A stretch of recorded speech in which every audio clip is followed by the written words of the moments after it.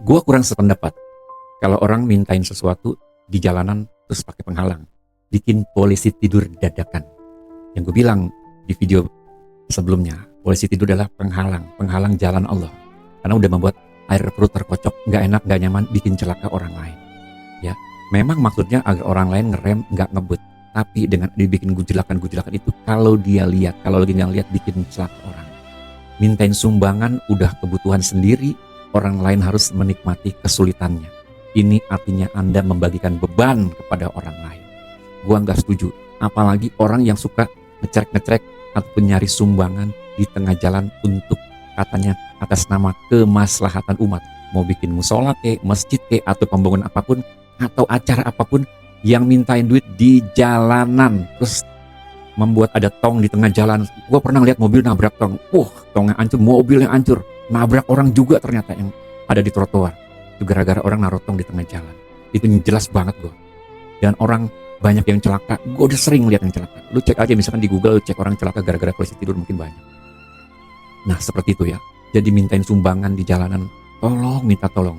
Sehormat mungkin. Tolong dengan rasa hormat. Lu jangan nyelakain orang lain. Pakai cara yang lebih baik, lebih arif, lebih bijaksana. Gua kalau lagi dakwah, maaf ya, mungkin namanya pendakwah suka dikasih uang pengganti ya. Gua sih nggak pernah minta. Gua ikhlas aja dakwah. Tapi gue pernah bilang, kalau panitia ngasih uang kepada gua pengganti uang bensin ya, kalau ikhlas urusan hati, kalau bensin tahu diri ya.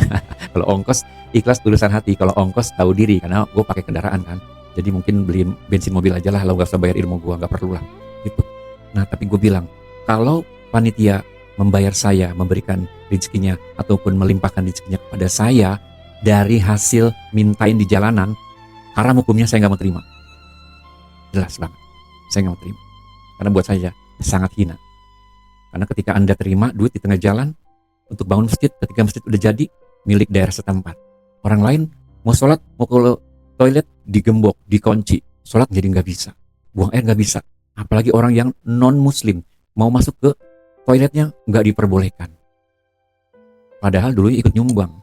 Anda terima sumbangannya, tapi ternyata Anda memilah-milah siapa yang bakal menikmatinya.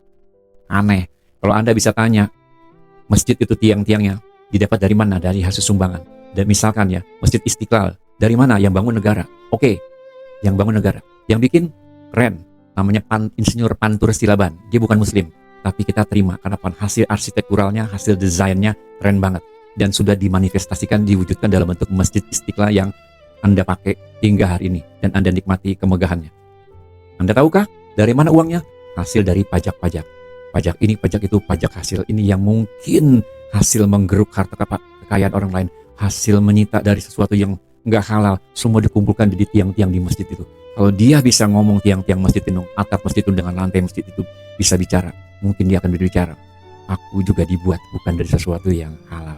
Mungkin aku dibuat dari sesuatu dari alasan yang hina, dari sebab yang hina.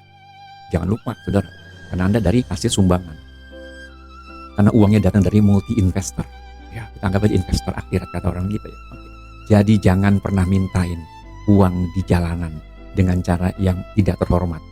Ganjal bikin polisi tidur, ngecerek-ngecerek, tangannya terlalu ke tengah jalan, ya, ngalang-ngalangin, kasih tong di tengah jalan, semua bikin celaka orang.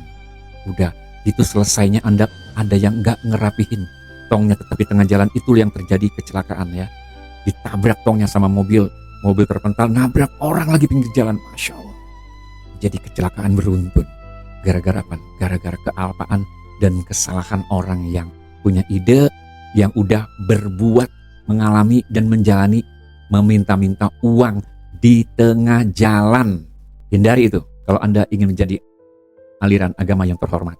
Gua nggak pernah lihat agama lain minta-mintain sumbangan di jalanan. Cuman kita yang dominan Islam tapi mintain sumbangan di jalanan. Kalau Anda ingin naikin akuntabilitas, citra dan harga diri, hindari itu. Lu jangan pernah mintain duit lagi di jalanan. Islam bukan hina, Islam bukan miskin, Islam bukan peminta-minta. Ingat itu.